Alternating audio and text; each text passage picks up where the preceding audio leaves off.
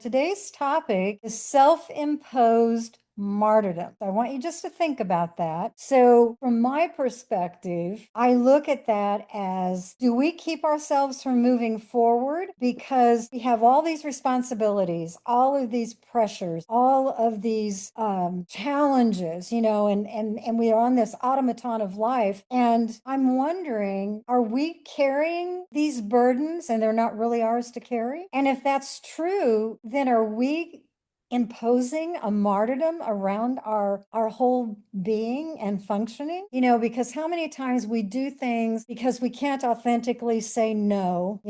We want to say no, but we don't.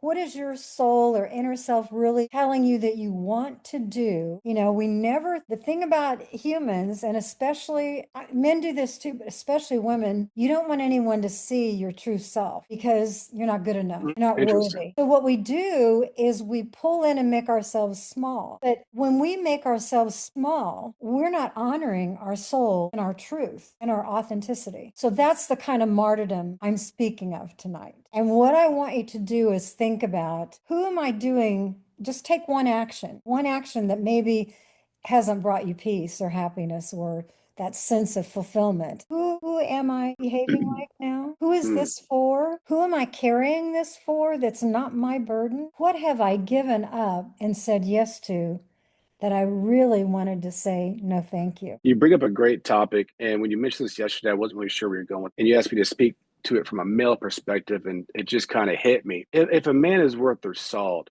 we want to please others, typically before ourselves, and over time that can wear a man down, or anybody, but typically a male. But what we tend to forget about is ourselves, so we don't say no very often at all. It actually is a skill you have to learn to be able to say no.